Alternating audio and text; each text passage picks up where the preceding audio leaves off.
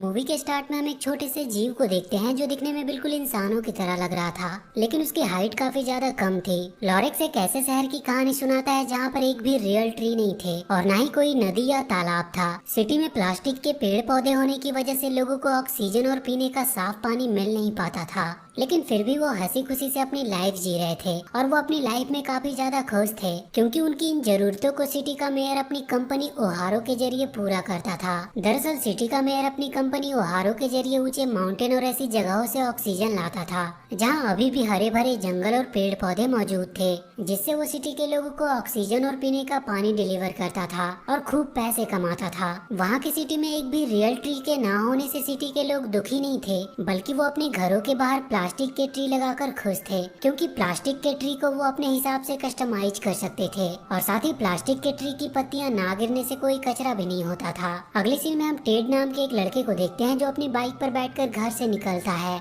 और वो आंड्रे नाम की एक लड़की के घर के बाहर जाकर जानबूझकर अपने ड्रोन से उसके घर के ऊपर क्रैश करा देता है। दरअसल टेड उससे बहुत प्यार करता था, इसीलिए वो ऐसा करके किसी भी तरह आंड्रे से बात करना चाहता था। आंड्रे को जब ये पता चलता है कि आज भी टेड का ड्रोन उसके घर पर क्रैश हुआ है तो वो समझ जाती है कि टेड ने ये जानबूझकर किया होगा और वो टेड को अपने घर के अंदर बुला लेती है क्योंकि कहीं ना कहीं वो भी टेड को पसंद करती थी। उसके घर के अंदर जाकर टेड देखता है कि उसने घर की दीवारों पर बहुत खूबसूरत पेंटिंग्स बनाई थी जिसमें असली पेड़ों की तस्वीर थी। टेड को उसकी पेंटिंग बहुत पसंद आती है और वो इसके लिए आंड्रे की तारीफ करता है। बातों ही बातों में आंड्रे टेड को बताती है कि वो अपनी लाइफ में एक रियल ट्री देखना चाहती है और जो भी उसे एक रियल ट्री लाकर देगा आंड्रे उससे शादी कर लेगी। उसकी बात सुनकर टेड डिसाइड करता है कि किसी भी तरह वो एक रियल ट्री को ढूंढ कर लाएगा क्योंकि वो आंड्रे से बहुत प्यार करता था और किसी भी तरह उससे शादी करना चाहता था। अब टेड जब अपने घर वापस आता है तो वो अपनी मॉम से एक रियल ट्री के बारे में पूछता है, लेकिन उसकी मॉम उसे इन सब चीजों से दूर रहने को कहती है क्योंकि उन्हें रियल ट्री बिल्कुल भी पसंद नहीं थे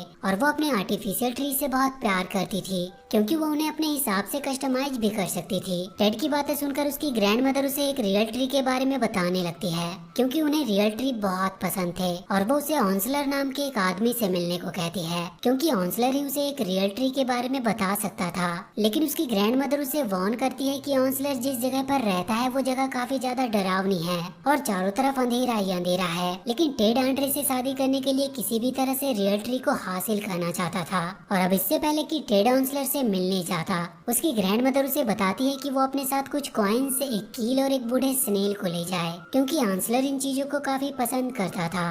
रात में टेड सभी से छुपकर आंसलर से मिलने के लिए निकल पड़ता है। सिटी से बाहर जाने से पहले टेड को एक बड़ी और मोटी मेटल की दीवार दिखाई देती है जो सिटी के मेयर ने सिटी की सेफ्टी के लिए बनाई थी ताकि बाहर का पॉल्यूशन सिटी के अंदर ना आ पाए। वो जब उस दीवार के पास पहुंचता है तो अचानक से दीवार में से सीढ़ियां बाहर निकल आती है जिन पर होकर टेड ऊपर चढ़ता है। आगे बढ़ने पर वो देखता है कि सिटी का सारा गंदा पानी वहाँ पर रिसाइकल हो रहा था।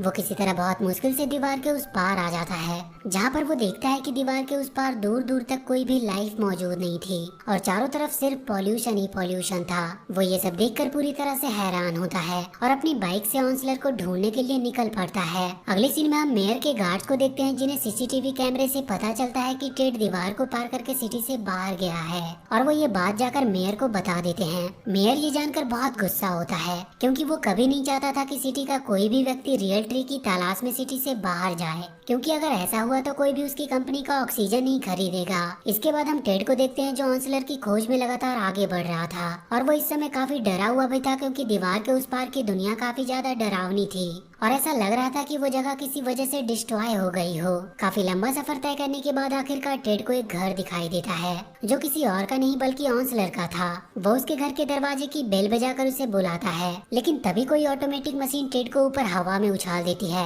और जब वो नीचे गिरने लगता है तो जमीन से टकराने से पहले ही एक मशीन उसे हवा में ही पकड़ लेती है। अब ऑन्सलर जब अपने घर से बाहर जाकर टेड को देखता है तो वो उसे जल्द से जल्द वहाँ से चले जाने को कहता है, लेकिन टेड वहाँ से वापस जाने से साफ साफ मना करता है क्योंकि वो बिना रियल ट्री के बारे में जाने वापस जाने के लिए तैयार नहीं था।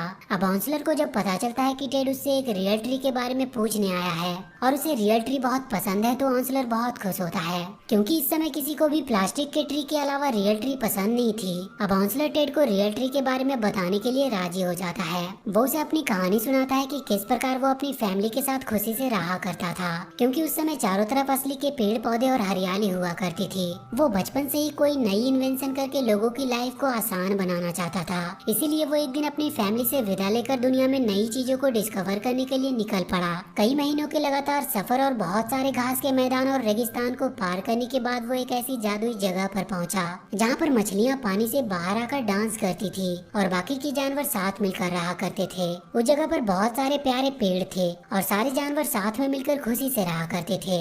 ऑन्सलर ने पहली बार ऐसी जादुई जगह देखी थी, इसीलिए वो वहीं पर रहने का डिसाइड करता है। और वहाँ के जानवरों को जब विश्वास हो जाता है कि ऑन्सलर से उन्हें कोई खतरा नहीं है, तो सारे जानवर जल्दी ऑन्सलर के साथ फ्रेंडली हो जाते हैं और वो ऑन्सलर के साथ मिलकर खूब मस्ती करते हैं। अब ऑन्सलर जब जंगल का पहला पेड़ काटता है तो सारे जानवर पूरी तरह से डर जाते हैं और वो उससे दूर भागने लगते हैं, क्योंकि जंगल के पेड़ों को काटकर ऑन्सलर उनसे उनका घर छीन रहा था।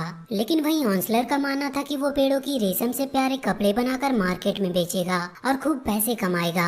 उसके पेड़ काटने की वजह से अचानक से मौसम बदलने लगता है और आसमान में बिजलियां चमकने लगती है और अगले ही पल कटे हुए पेड़ से एक तेज रोशनी निकलती है जो सीधे आसमान में चली जाती है। और अगले ही पल कटे हुए पेड़ से एक छोटा सा जीव बाहर निकलता है जिसका नाम था लॉरेक्स। दरअसल मूवी के स्टार्टिंग में हमने जिस छोटे जीव को देखा था जो हमें ये कहानी सुना रहा है, वो कोई और नहीं बल्कि लॉरेक्स ही था। लॉरेक्स जंगल के पेड़ कटने से काफी गुस्से में था और वो ऑन्सलर को ऐसा करने से मना करता है क्योंकि उस जंगल का एक प्रोटेक्टर था।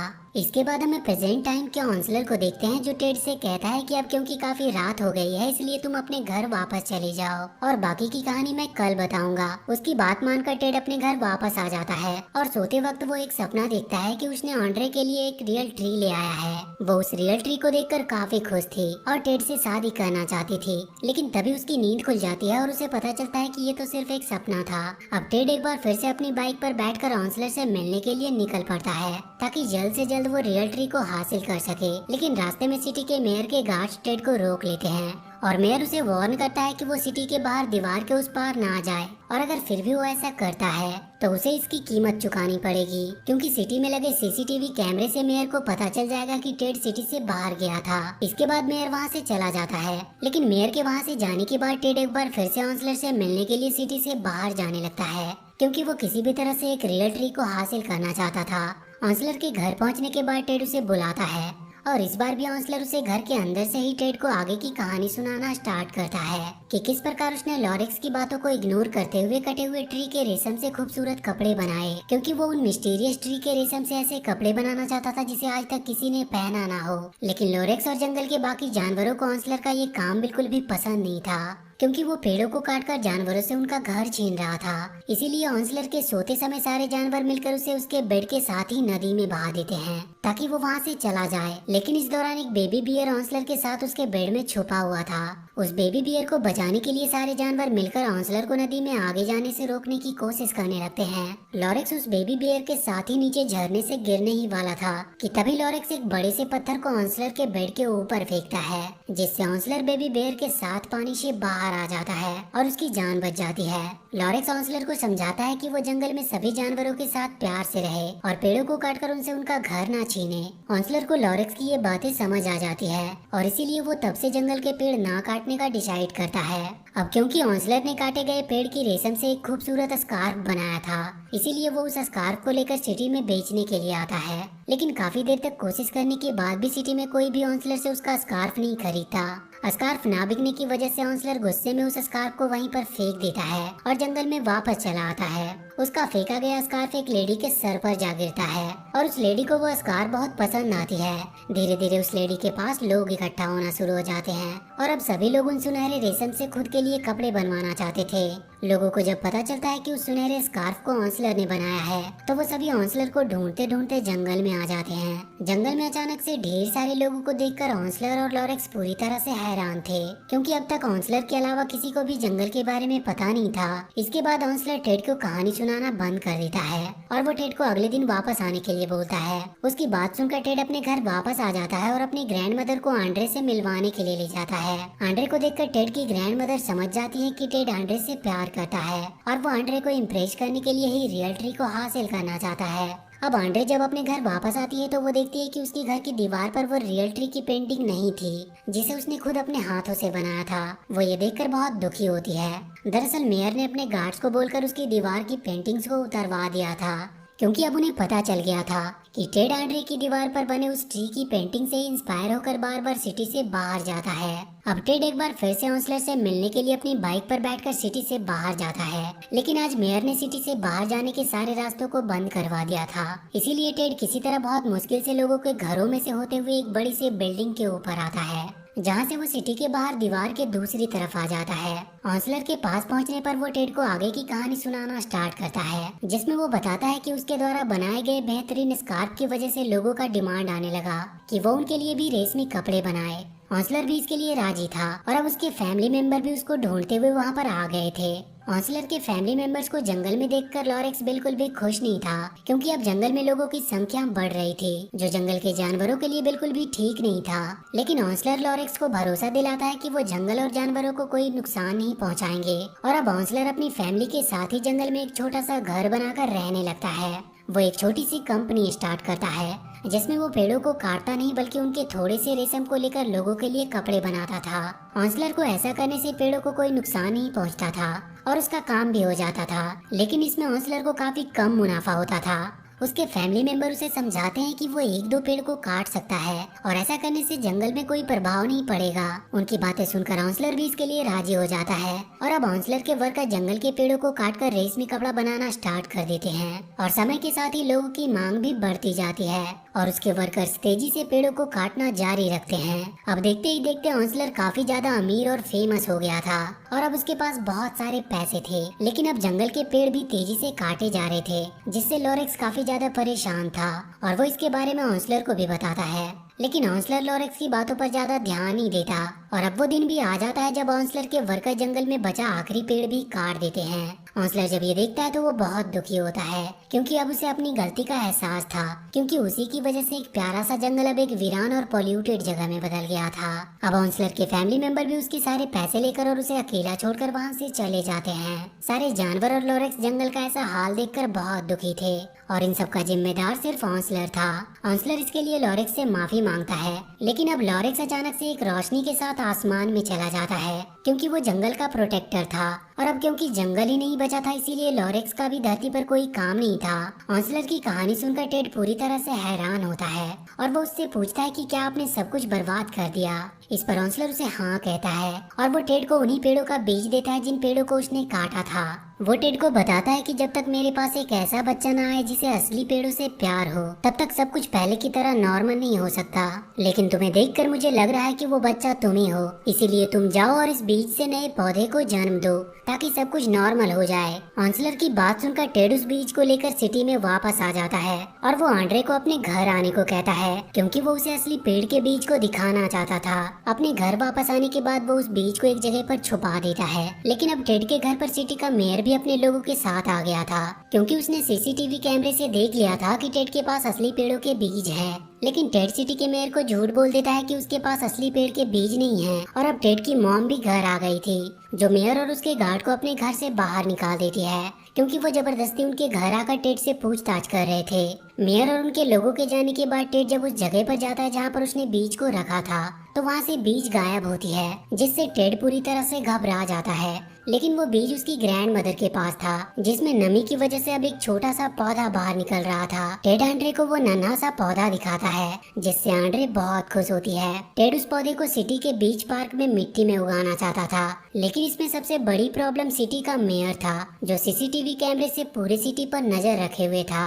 तभी टेड की मॉम को एक आइडिया आता है और वो टेड का डमी बनाकर अपनी कार के पीछे रख देती है और वो कार को ड्राइव करके तेजी से सिटी में जाने लगती है। सिटी के मेयर और उसके गार्ड को लगता है कि टेड अपनी मॉम की कार में छुपकर भाग रहा है, इसीलिए वो उसकी मॉम की कार का पीछा करने लगते हैं। लेकिन वहीं दूसरी तरफ टेड अपनी ग्रैंड मदर और आंड्रे के साथ बाइक पर बैठकर सिटी के मेन पार्क की तरफ आगे बढ़ रहा था। लेकिन किसी तरह सिटी के मेयर को पता चल जाता है कि टेड पेड़ के बीज को लेकर पार्क की तरफ बढ़ रहा है और मेयर कभी भी ऐसा होने नहीं दे सकता था, क्योंकि अगर ऐसा हो गया तो सिटी में असली पेड़ होने की वजह से लोग उसकी कंपनी का ऑक्सीजन लेना बंद कर देंगे। मेयर अपने गार्ड के साथ टेड का पीछा करता है और उससे बीज हासिल करने की कोशिश करता है, लेकिन काफी कोशिश करने के बाद भी वो उस बीज को हासिल नहीं कर पाता, क्योंकि टेड उस बीज के लिए अपनी ग्रैंड मदर के साथ बड़े ही बहादुरी से लड़ रहा था।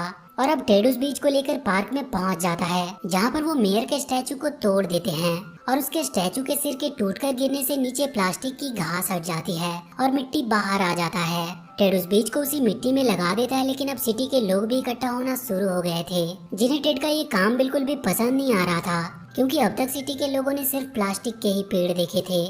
अब यहाँ पर मेयर भी आ जाता है, जो सभी लोगों को टेड के खिलाफ भड़काना शुरू कर देता है कि असली पेड़ बहुत बुरे होते हैं और उनके पौधों के नीचे गिरने से गंदगी फैलती है। सिटी के लोगों की मेयर की ये बात सही लग रही थी और वो टेड के खिलाफ थे।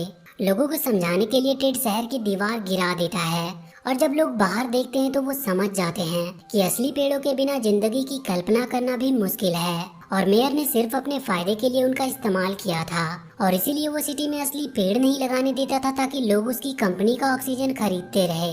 अब क्योंकि सभी को मेयर की सच्चाई का पता चल गया था, इसीलिए मेयर का गार्ड ही उसके ऊपर एक एडवांस फैन लगाकर उसे वहाँ से दूर भेज देता है।